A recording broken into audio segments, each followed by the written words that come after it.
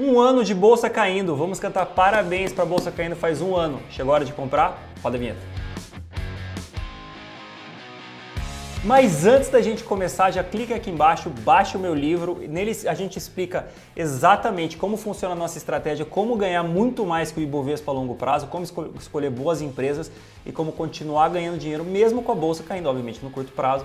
No longo prazo, o que vale são os resultados. É justamente isso que a gente olha e é isso que a gente explica no livro.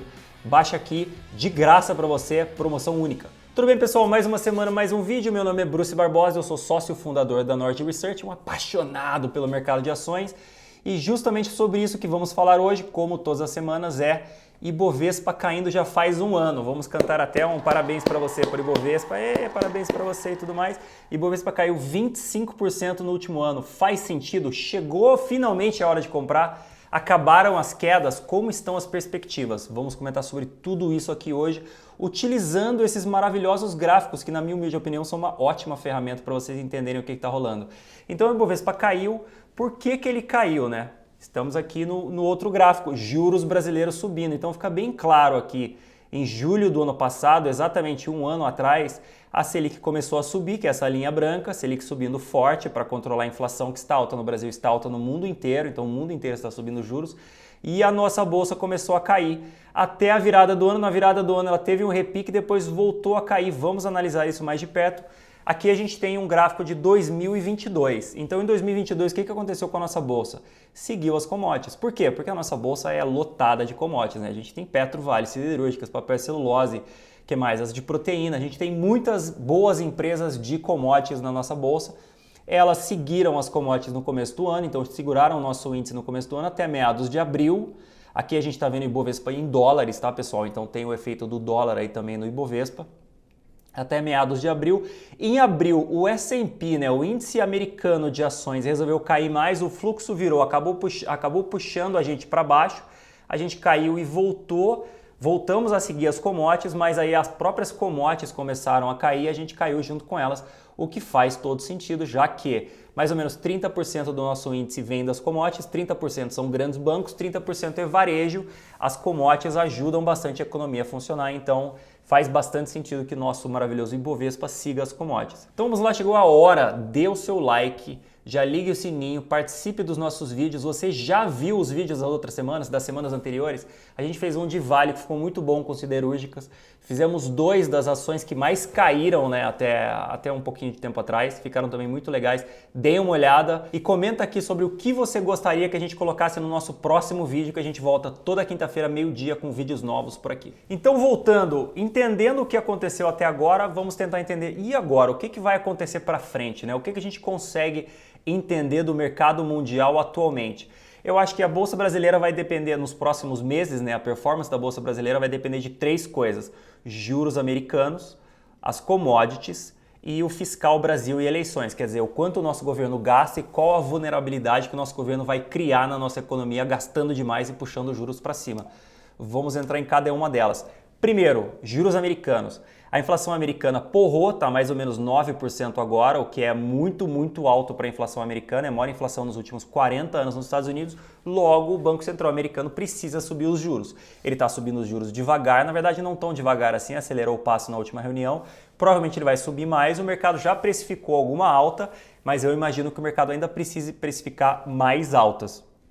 O mercado ainda não entendeu como a inflação americana está disseminada na economia americana, então eu imagino que você viu o S&P caindo um pouco, mais ou menos 20% esse ano, imagino que o S&P vai continuar caindo um pouco mais ainda esse ano, justamente refletindo os juros americanos mais altos.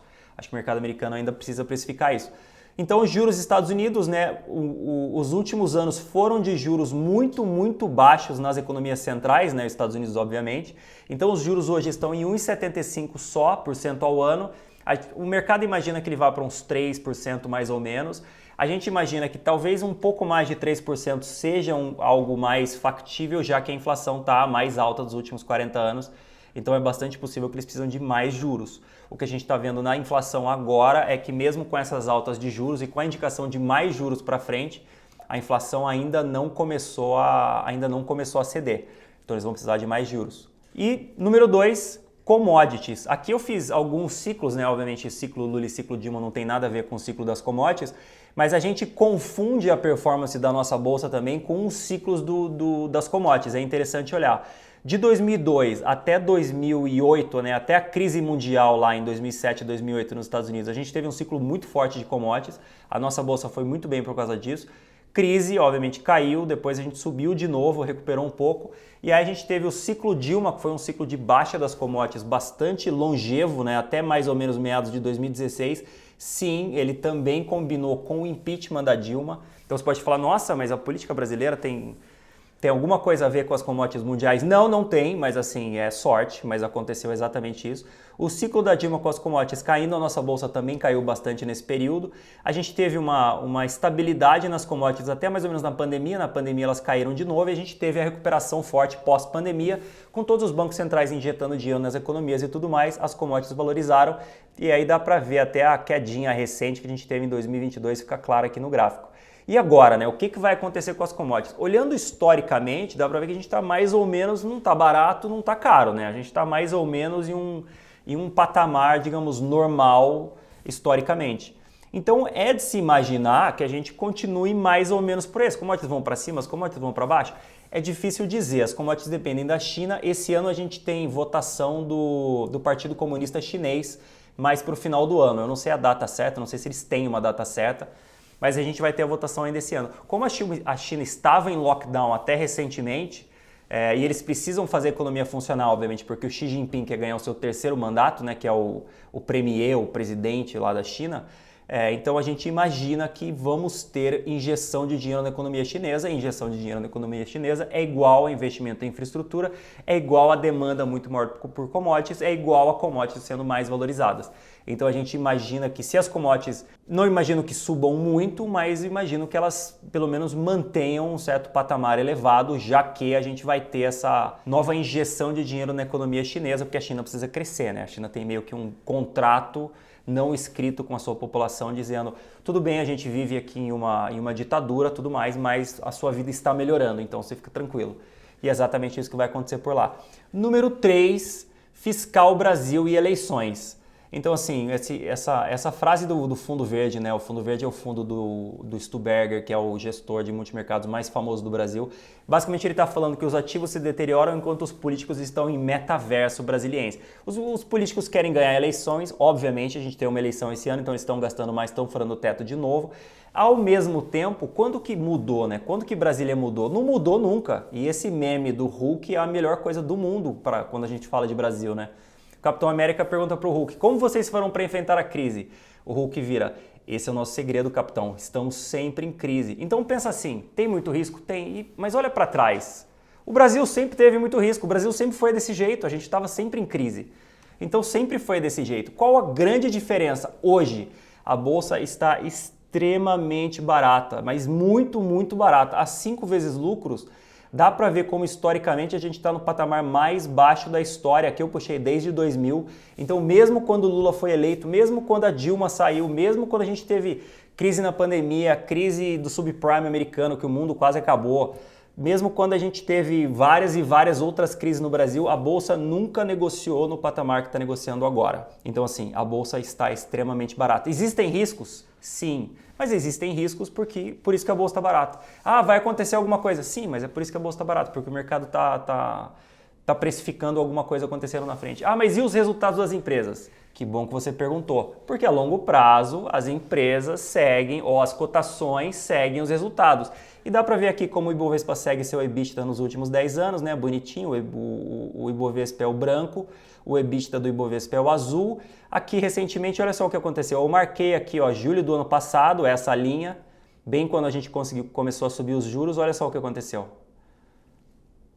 O EBITDA do Ibovespa continuou subindo e o Ibovespa caiu. O preço das ações caiu. O que aconteceu? Ela ficou ainda mais barata, que foi justamente a compressão de múltiplos, né? A queda dos múltiplos que a gente vê aqui, ó.